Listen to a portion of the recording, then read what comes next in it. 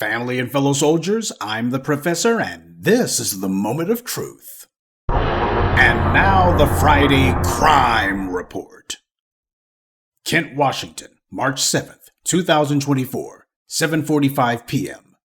The original crime report was going to be about the racist abuse that the Utah women's basketball team was subjected to when they were in Idaho last month. Naturally, I felt this incident dovetailed with the abuse the LSU women's basketball team has been subjected to by the LA Times, and now by the racist governor of Louisiana, an inbred reprobate who's clearly doing his best DeSantis impersonation. At least DeSantis could speak the English language. Governor Creepy Cajun can't even do that much. But I decided not to make this morning's briefing about the Utah basketball team because this story caught my eye, not for what I saw, but rather for what I didn't see. I'll explain what I meant by that later on. But this crime file begins on the night of March 7th of this year.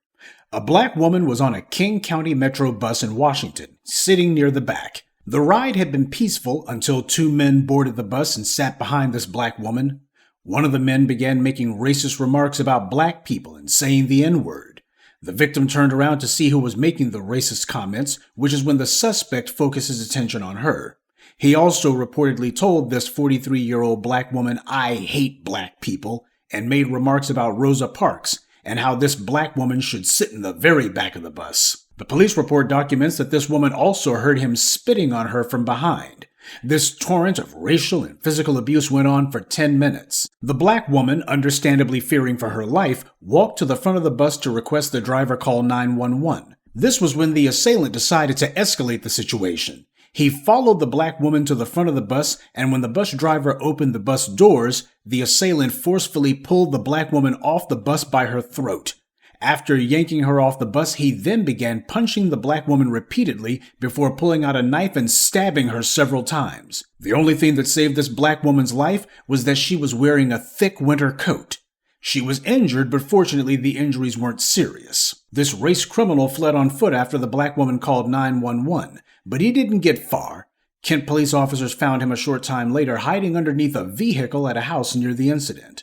The assailant's cohort, the one who had been on the bus along with him, tried to interfere with the police arresting the attacker, so he also was taken into custody. The assailant was eventually identified as 22-year-old Aiden Hernandez Mayoral, a white Latino from Maple Valley. Even though Hernandez's victim made it clear to prosecutors she was understandably in fear for her life, not just because of this Hernandez character, but clearly because of the criminal friends that he runs around with, nonetheless prosecutors asked that he be offered some sort of bail, which he got at $250,000.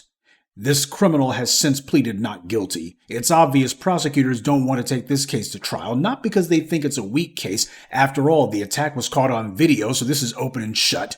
But prosecutors don't want to go to trial precisely because they know that this will result in a conviction. They're in the business of using prisons as a social control mechanism, mostly against black people. They want to offer this racist criminal a plea deal. It wouldn't be the first time, because you won't be surprised to learn that Hernandez Mayoral has a bunch of priors. Convictions for second-degree robbery in 2020, third-degree assault domestic violence in 2019, and felony harassment domestic violence in 2019. How is this creep still on the streets? He's got at least 3 felony convictions in the last 4 years alone, and here he is caught threatening a black woman, beating her savagely, and attempting to murder her, and he's offered bail. We'll continue with the Moment of Truth in just a moment, but first, a word from the official sponsor of Black Empowerment, Power Tools. There's no telling when something's going to come up, so make sure you carry your power tools at all times. You never know when you're going to need to bring the hammer down, or when you'll have some trash that needs to be blown away, or some obstacle that requires cutting down. Don't get caught empty-handed. Keep your hammer close by. Keep that leaf blower at the ready, and always carry your steel. Power tools, because no matter what your day job or side hustle may be, there's no excuse for not being ready to put in some work. Now, why did this degenerate do this? Well, it's for the exact same reason that Nuri Martinez and her racist pals on the LA City Council conspired to use their political offices to shape policies targeting black Los Angelinos and to lock black citizens out of their own city. There is a virulent culture of anti-black racism that people like Hernandez Mayoral and Nuri Martinez and others happen to foster and disseminate inside the United States. These are individuals who, when it suits them, will claim to be people of color, but on driver's licenses, on job applications, school applications, census forms, they identify as white. This is the reason you had that Latino neo-Nazi who went on a mass shooting spree in Texas. According to the Kent Reporter, the King County Prosecutor's Office reported that there were 18 anti-race ethnicity cases in 2023 in King County. 8 of those cases were anti-black. And you know that those numbers are being lowballed. But think about that stat. Black people only make up 13% of Kent's population, but we are 50% of the hate crimes victims. You don't get lopsided stats like that without there being a systematic, organized effort to target black residents, and you certainly can't get numbers like that without these hate criminals fully understanding that they're protected by the local authorities. This attempted murder happened a month ago, but no mugshot's been made public because under Washington state law, the state does not release mugshots to the public. And I'll tell you right now, even though that law's been on the books for about 40 years, they didn't pass that law to do black people any favors. And the white media has also done their part to make sure that the identity of this criminal remains concealed. As the targeting of black citizens increases, I think we all know that this is going to become part of a trend. You'll have faux liberal activists claiming that the goal is not to stigmatize those accused of a crime, so we don't need mugshots out there. Why, think of the black people.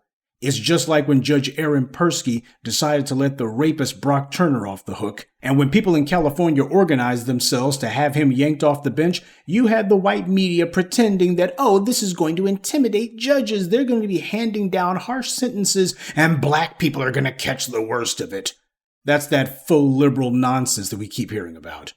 The reality is, though, that these measures are used to conceal the identities of these hate criminals so as to make it easier for the racist perpetrators to go on committing their crimes and make it harder for the public to know who the world needs to be punished. Prosecutors and the white media are using the same tactics that they use to protect police who murder black citizens. Though you wouldn't know that black people are the primary victims of hate crimes, judging by how prosecutors, legislators, and so-called black leaders refuse to discuss a race-specific hate crimes law for black citizens. Nobody wants to make that a political demand. As I've pointed out numerous times before, Asians have never been a majority of the hate crimes victims. Not even during the post-COVID hysteria where Juju Chang was spreading anti-black propaganda, claiming that black people are targeting every Asian in America. While lawmakers were tripping over themselves to pass an Asian hate crime law, meanwhile black people were the main ones being murdered, such as Ahmaud Arbery, Trayvon Martin, Tamir Rice, Breonna Taylor, and so many others. And yet no one was talking about a hate crime law specifically to protect black Americans. Nobody was even proposing such an idea. Black Americans are the majority of hate crimes victims nationally. But you never hear Merrick Garland talking about that, or Joe Biden, or the congressional black talkers, because anti-black violence is a state-sanctioned act. As black people, we have a right to be safe and secure in our homes or out in public. Nobody has the right to disrespect us, and they certainly don't have the right to attack us. We are up against an organized offense. These hate criminals understand the authorities are on their side. They're all working together. Everyone knows the whole black people commit all the crimes line is a pack of lies. Everyone knows that black people are actually the least likely to attack total strangers or cause some sort of violent public disturbance. These anti-black racists, on the other hand, they are the criminal class. When they commit these crimes, they're making a calculated bet that the black person they're attacking is unarmed. And in too many cases, they're right.